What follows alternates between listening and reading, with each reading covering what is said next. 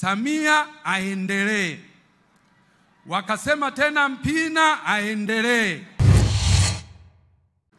Mheshimiwa Rais, hotuba yangu itakuwa na vipengele vitatu tu vifupi kwa dakika 5 nilizopewa. Mwanzo nitakuwa na maombi, nitakuwa na changamoto, nitakuwa na pongezi.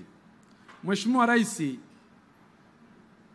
wananchi wa jimbo la Kisesa kama nilivyosema wako hapa. Naanza na maombi. Moja, Mheshimiwa Rais, umetoka Bariadi kwa barabara ya vumbi kuja Kisesa, kuja Mwandoya, kuja hapa Mwanuzi. Utatoka hapa utaenda Bukundi, utaenda Mkalama, utaenda Iguguno, utaenda Singida kwa barabara ya vumbi. Mheshimiwa Rais, hii barabara ilishafanywa usanifu muda mrefu wa kina na ikakubalika kujengwa na inazo sifa zote kwa sababu ni barabara ambayo inaunganisha mkoa wa Mara, mkoa wa Mwanza, mkoa wa Simiyu na mkoa wa Singida na mikoa mingine yote. Mheshimiwa Rais, tunaomba leo maliza huu ugonjwa mkubwa wa Wanameatu, maliza huu ugonjwa mkubwa wa Wanasimiyu. Mheshimiwa Rais, ninaomba kwa niaba ya Wanameatu na kwa niaba ya wananchi wa jimbo la Kisesa, naomba ujenzi wa madaraja muhimu 3. Daraja la Mto Sanga litakalojengwa kati ya kijiji cha Isangijo pamoja na Ifungiro wilaya ya Maswa. Daraja la Mto Sanjo litakalojengwa baina ya kijiji cha Mwashata pamoja na Migato litakalounganisha wilaya ya Meatu na Itilima. Daraja la Mto Semu litakalojengwa kijiji cha Mbugabanya litaunganisha na kijiji cha Mwajidalala. Madaraja haya 3, Mheshimiwa Rais, ni muhimu sana kwa uchumi wa wananchi hawa na ndio maana unashuhudia hizo shangwe zinazopigwa. Mheshimiwa Rais, katika maombi ninaomba jimbo la Kisesa sasa katika miundombinu hii ya kijiografia, naomba jimbo la Kisesa lipewe halmashauri ya wilaya kwa ajili ya kusukuma nguvu kubwa ya maendeleo. Mheshimiwa Rais, lakini jambo jingine ni hospitali, kituo cha afya cha Mwandoya.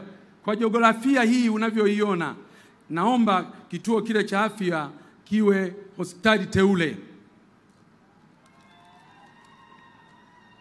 Mheshimiwa Rais, tunazo changamoto, nitataja chache, zingine tutapambana nazo na Mheshimiwa mkuu wa mkoa, mkuu wa wilaya, mkurugenzi mtendaji na watendaji wengine wa serikali. Lakini hizi 3 naomba kuzileta kwako, zimekuwa ni changamoto kubwa sana. Changamoto moja ni uvamizi mkubwa sana wa tembo katika wilaya nzima ya Meatu. Mheshimiwa Rais, umejenga kituo Ng'anga cha milioni 125 kwa ajili ya kudhibiti tembo. Mheshimiwa Rais, umejenga kituo cha kudhibiti tembo kijiji cha Marwiro milioni 80. Mheshimiwa Rais, kimeweka kituo pale Mbugabanya kwa ajili ya kudhibiti tembo, lakini kutokana na wingi huu wa tembo bado wanaua watu, tembo bado wanamaliza mazao ya wananchi yakiwa shambani na majumbani. Tatizo la tembo ni kubwa kwa wananchi hawa. Ombi kubwa Mheshimiwa Rais, kwa sababu uliridhia fedha zije na vituo vifunguliwe, tunaomba nguvu kubwa ya fedha kwa ajili ya kutekeleza mikakati tuliyoianzisha baina ya TAWA, halmashauri kwa ajili ya kupambana na hawa wanyama pori. Jambo la pili ni wafugaji wetu ambao walishashinda kesi mahakamani baada ya kushtakiana wakashinda kesi mahakamani, lakini mifugo yao hadi leo haijarejeshwa Mheshimiwa Rais, na hawa wananchi walishinda kesi mahakamani, na kwa sababu mahakama ndio mwamuzi wa mwisho, naomba sana kupitia kikao hiki na ninaileta hii rufaa kwako, wananchi hawa walipwe kwa sababu wanayo haki ya kulipwa fedha hizo. Ombi la tatu Mheshimiwa Rais, swala la ununuzi wa pamba kwa kutumia mnunuzi mmoja. Mheshimiwa Rais, mimi nakubaliana principally kwamba swala la ununuzi wa mnunuzi mmoja kwanza linatuondoa kwenye soko huria, lakini pili kunakuwa hakuna ushindani. Mnunuzi wa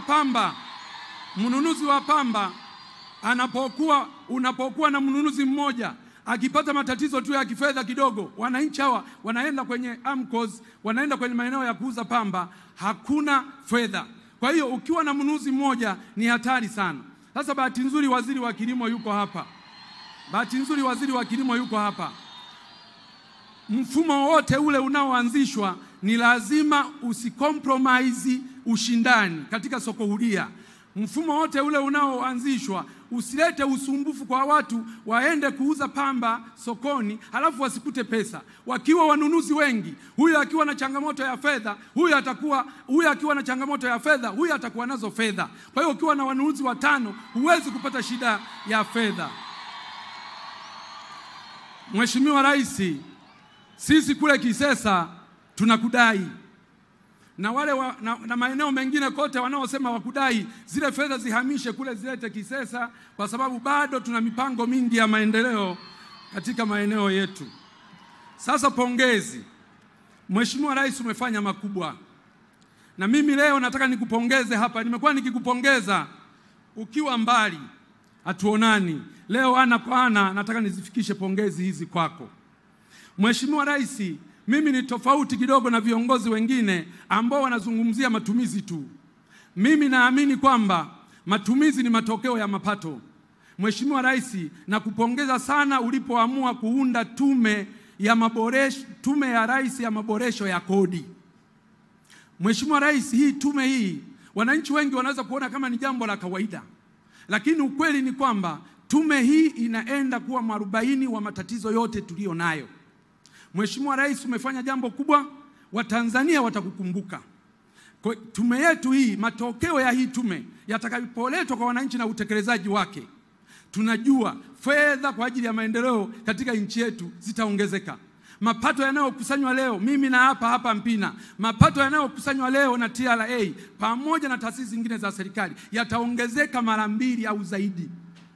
Sasa Mungu atupe nini wa Tanzania? Rais wetu umelibuni hili, na ninajua tume ya mipango muda mfupi italeta taarifa yake, na sisi akina Mpina tutahakikisha mapendekezo hayo yaliyoletwa na hiyo tume, hata yakiletwa kesho kutwa tu, bunge likiwa limebakiza siku 5, tutayasimamia kikamilifu ili kuhakikisha kwamba Watanzania wanapata tija kubwa.